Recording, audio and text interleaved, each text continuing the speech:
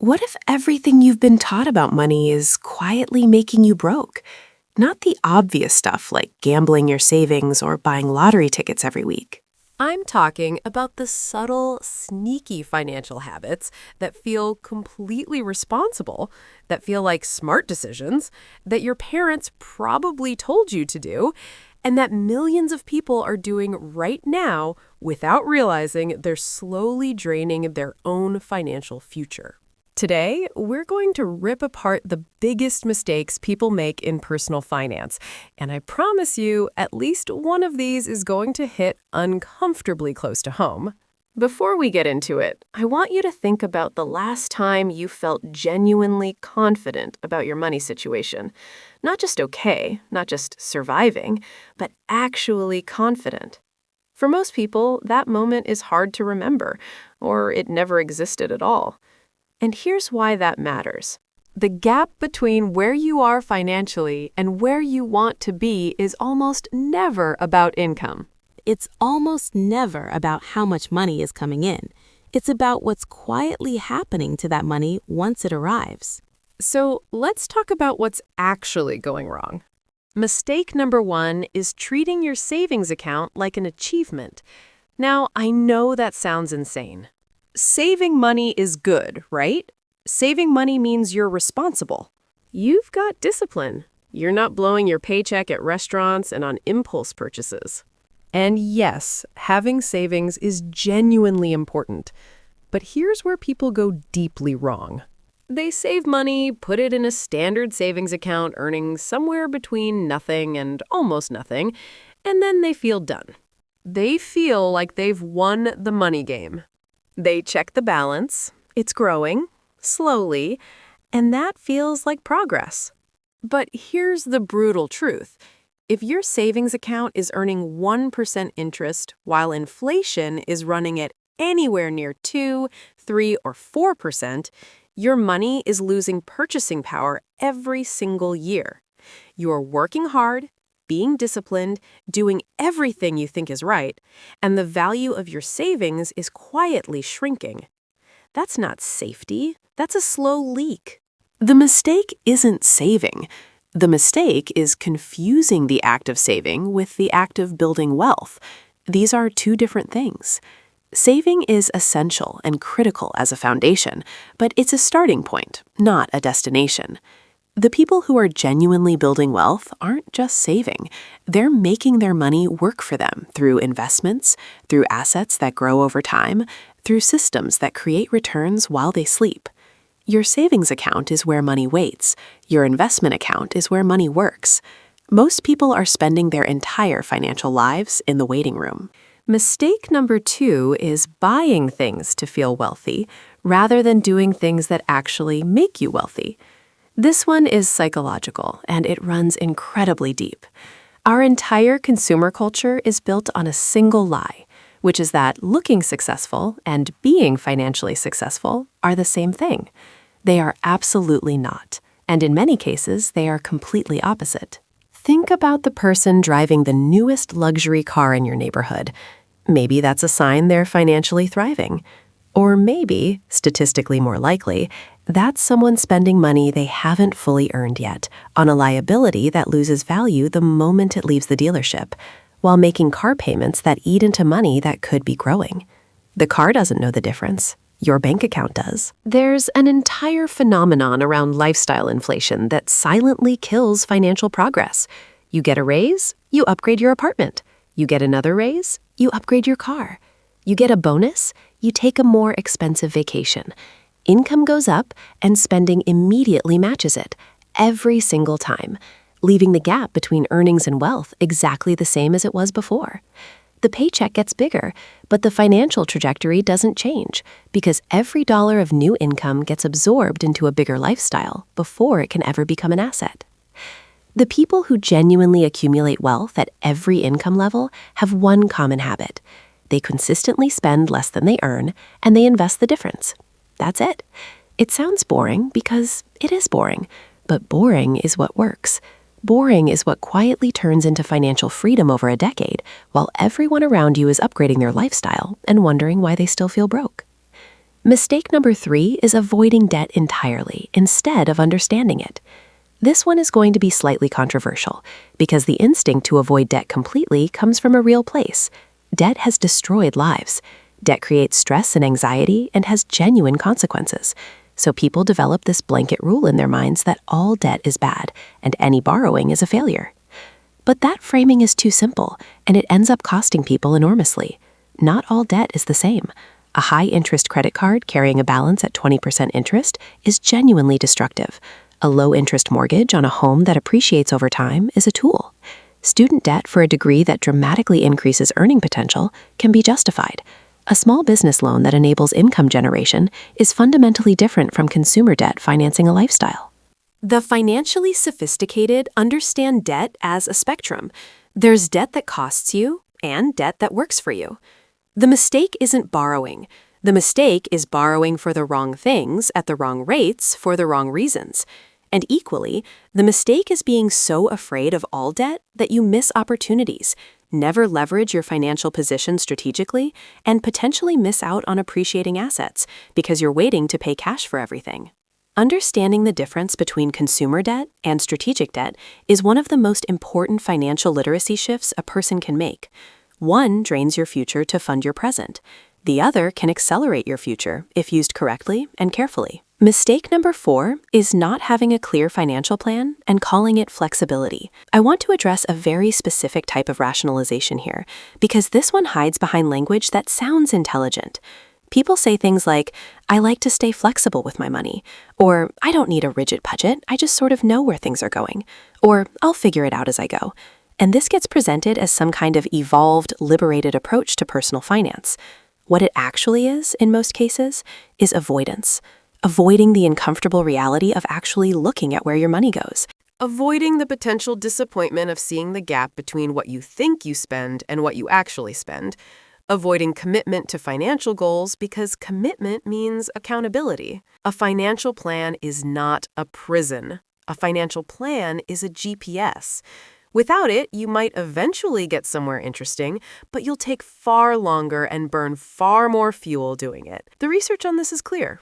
People who write down their financial goals are significantly more likely to achieve them than people who keep their goals vague and floating in their head. Vagueness is the enemy of financial progress. Clarity is the mechanism of it. This doesn't mean you need some massively complex spreadsheet system that requires a finance degree to operate. It means knowing your income, knowing your fixed costs, consciously deciding where discretionary spending goes, having specific targets for savings and investments, and reviewing your financial position regularly. Simple, consistent, and intentional. That's the plan. The absence of it is just hoping things work out. And hope is not a financial strategy. Mistake number 5, and this one is massive, is treating an emergency fund as an optional luxury. You would be genuinely shocked by how many people who are otherwise financially thoughtful skip this one. They're investing, they're thinking about retirement, they have financial goals, but they have almost no liquid emergency reserves sitting somewhere accessible. The logic they use almost always sounds like this. The money sitting in an emergency fund isn't earning anything significant. It feels like dead money. I could invest it and get better returns. Why park cash somewhere when I could put it to work? Here's why. Because life happens in the most expensive ways at the most inconvenient times. Your car breaks down the month after you've committed your cash to a new investment. You lose a client and income drops unexpectedly. A medical situation creates expenses you couldn't anticipate. A home repair that cannot be delayed arrives without warning. Without an emergency fund, any of these scenarios forces you into one of 2 very bad options. You either go into debt, usually expensive consumer debt, to handle the crisis, or you liquidate investments at potentially the worst possible moment, disrupting your financial plan and potentially realizing losses you would have recovered from if you'd left things alone. The emergency fund is not dead money. The emergency fund is what prevents a single bad month from becoming a permanent setback. It's insurance against the chaos of real life. Financial advisors commonly recommend 3 to 6 months of essential living expenses as the target. That number exists for a reason. It's the buffer between a difficult situation and a financially devastating one. Mistake number 6 is procrastinating on starting because the amount feels too small. This is perhaps the most heartbreaking mistake on this list because the people making it are usually genuinely trying. They want to invest. They want to build something. But they look at what they have available, $50 a month, $100 a month, and it feels pointless. It feels like it won't make a difference, so they wait. They'll start when they have more. They'll get serious about it next year when the financial situation improves. And this is where the compound interest conversation becomes genuinely emotional if you really understand it. Because the most valuable thing in your entire financial life is not income, not investment knowledge, not picking the right stocks. It's time. Time in the market is the mechanism that turns small, consistent investments into genuinely meaningful wealth over long periods. And every year you wait, you lose a year of compounding that you cannot get back. Let me make this concrete without inventing specific numbers. The general principle that investment experts consistently emphasize is that starting earlier with smaller amounts will frequently outperform starting later with larger amounts. Someone who starts investing modestly at 25 will almost always end up with significantly more at retirement than someone who waits until 35 and invests twice as much per month. The early starter doesn't just benefit from their contributions, they benefit from their contributions growing, and then that growth growing, and then that growth on top of growth growing for decades. Waiting to start is one of the most expensive decisions a person can make financially. The best time to have started was in the past.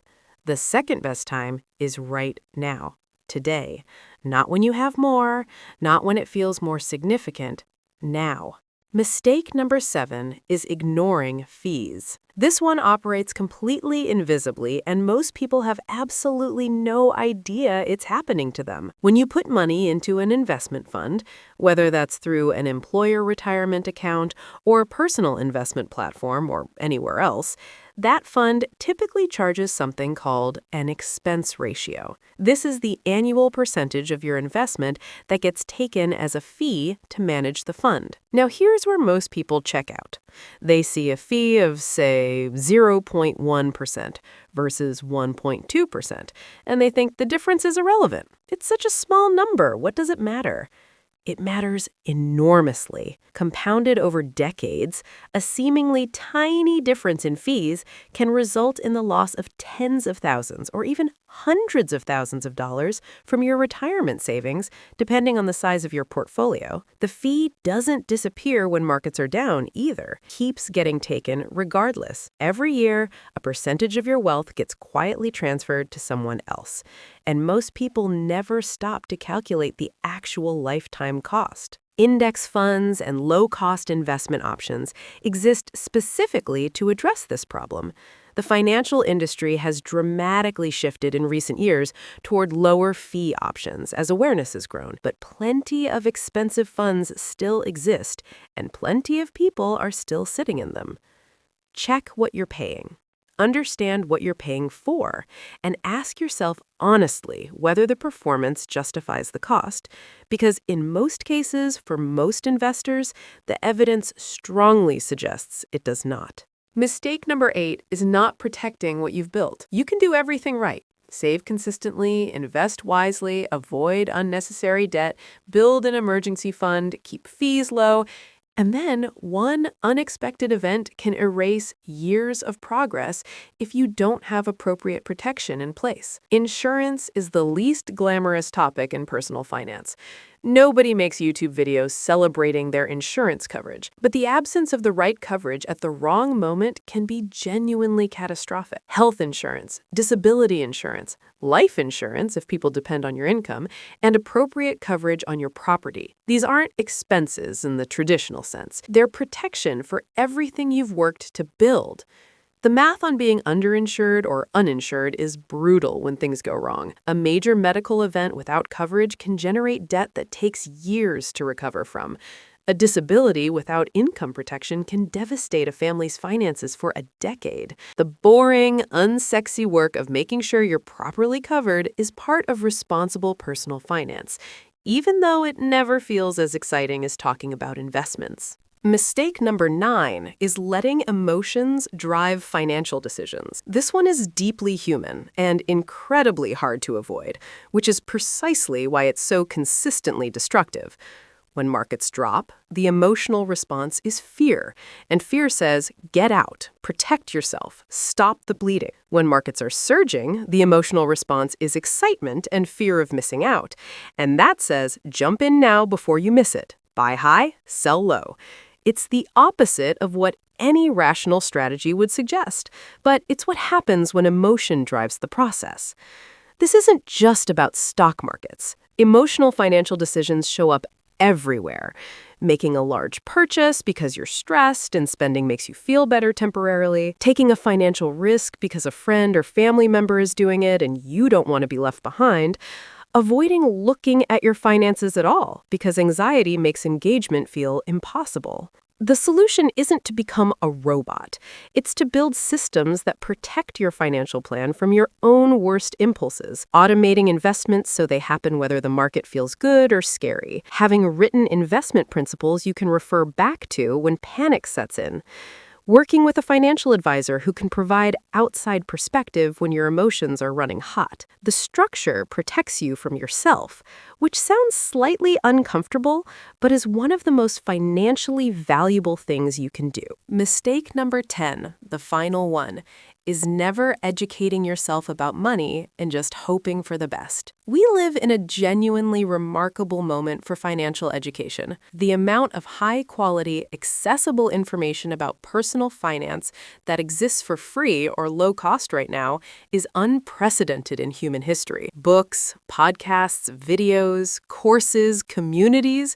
The knowledge exists in abundance, and yet financial literacy remains shockingly low. People spend more time researching which television to buy than they do understanding how their retirement account works, more time planning a vacation than creating a financial plan, more time reading reviews of restaurants than reading anything about how to build real wealth. Part of this is that financial topics have been made to seem complicated and intimidating, often deliberately so by an industry that benefits from you not fully understanding what's happening with your money. Part of it is that personal finance isn't taught in most schools in any meaningful way, so people enter adulthood without the foundational knowledge they need. And part of it is simply that learning about money requires confronting uncomfortable realities about your current situation, which takes courage. But here's the thing. You do not need to become a financial expert to make dramatically better decisions with your money. You need a reasonable understanding of a handful of core concepts: compound interest and time, the difference between assets and liabilities, how diversified investing works, the basics of tax-advantaged accounts, how to evaluate your own spending. These aren't complicated ideas once someone explains them clearly. And understanding them shifts your entire relationship with money. Every hour you invest in financial education returns dividends for the rest of your life. That might be the best investment available to you right now before you touch a single dollar of actual money. So let's bring this all together. The biggest mistakes in personal finance aren't dramatic. They're quiet. They're things that feel fine on the surface, things that even feel responsible, until you zoom out and look at the cumulative impact over years and decades. Treating savings as a destination when it's only a foundation. Spending to look wealthy instead of doing what builds it. Misunderstanding debt as universally bad or universally fine.